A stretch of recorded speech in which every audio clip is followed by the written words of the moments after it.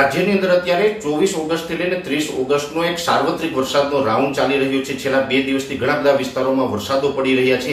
એમાં જે 25 ઓગસ્ટને વાત કરવા જઈએ તો આજે જે બંગાળની ખાડી તરફથી જે લો પ્રેશર ગુજરાત તરફ આવતો હતો એ અત્યારે મધ્યપ્રદેશના પશ્ચિમ છેડા સુધી આવી ગયું છે, એટલે કે ગુજરાતથી ખૂબ નજીક પહોંચી ગયું છે। અત્યાર સુધી એ લો પ્રેશરની કેટેગરી હતી। આજે વહેલી સવારે એ વેલમાર્ક લો પ્રેશર બન્યું અને અત્યારે એ ખૂબ શક્તિશાળી ડિપ્રેશન બની ચૂક્યું છે। આ ડિપ્રેશન છે એ હજુ પણ ખૂબ મજબૂત બને તેવી શક્યતાઓ દેખાઈ રહી છે। આ ડિપ્રેશન છે એ હવે આજે 25 ઓગસ્ટના રોજથી આપણી ઉપરથી પસાર થવાનું છે, સંપૂર્ણ પસાર આપણી ઉપરથી થશે ત્યારે લગભગ 30 ઓગસ્ટ સુધી આ સિસ્ટમ આપણી ઉપરથી પસાર થવામાં સમય લેશે।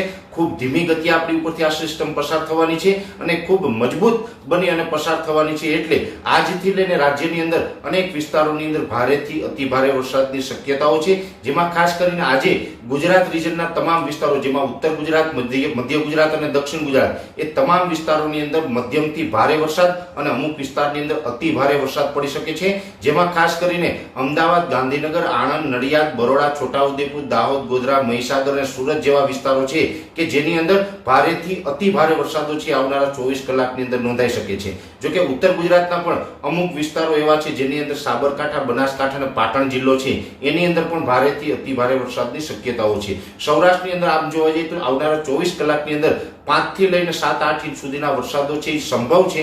ધીમે ધીમે જેમ સમય પસાર થતો જશે એમ સિસ્ટમ સૌરાષ્ટ્ર ઉપર પણ નજીક આવશે, એટલે સૌરાષ્ટ્રમાં પણ આવનારા દિવસની અંદર અતિ તીવ્રતા સાથે અતિ ભારે વરસાદની શક્યતાઓ છે। ખાસ કરીને આ જે સિસ્ટમ છે એ સંપૂર્ણપણે આપણી ઉપરથી પસાર થશે, એટલે જે વિસ્તારોની અંદર અતિથી અતિ ભારે વરસાદ પડે ત્યાં લગભગ 15 ઇંચ આસપાસ અથવા તો અમુક વિસ્તારની અંદર 15 ઇંચ કરતા પણ વધારે વરસાદ પડી શકે છે। અત્યારે આ સિસ્ટમ મજબૂત બનીને ડિપ્રેશન બની છે અને હજી પણ આ વધારે સ્ટ્રોંગ બનવાની છે અને આ સિસ્ટમનો ઝુકાવ છે એ દક્ષિણ પશ્ચિમ તરફ છે, જેને કારણે અમુક જગ્યાએ થંડરસ્ટોર્મ એક્ટિવિટી પણ થશે, એટલે વરસાદ પડતા હશે એ વિસ્તારોની અંદર ખૂબ પ્રમાણમાં ગાજવીજ જોવા મળશે અને પવનની સ્પીડ છે ઓગસ્ટ મહિનામાં વરસાદ દરમિયાન નોર્મલી 15 થી 20 કિલોમીટર પ્રતિ કલાકની હોય છે, પણ આ સિસ્ટમ એટલી મજબૂત છે જેને કારણે પવનની સ્પીડ વધી અને 30 થી લઈને 35 કિલોમીટરની ઝડપ થઈ જશે અને અમુક વિસ્તારની અંદર 35 કિલોમીટર કરતા પણ વધારે ઝડપથી પવન ફૂંકાઈ શકે છે। એટલે આવનારા જે 3 દિવસ છે, જેમાં આજે 25, 26 અને 27 ઓગસ્ટ એમ 3 દિવસ સુધી રાજ્યના અનેક વિસ્તારોની અંદર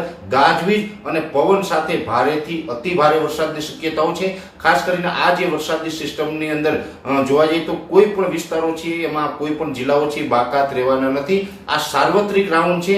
30 ઓગસ્ટ સુધીમાં લગભગ તમામ વિસ્તારોની અંદર વરસાદ પડશે।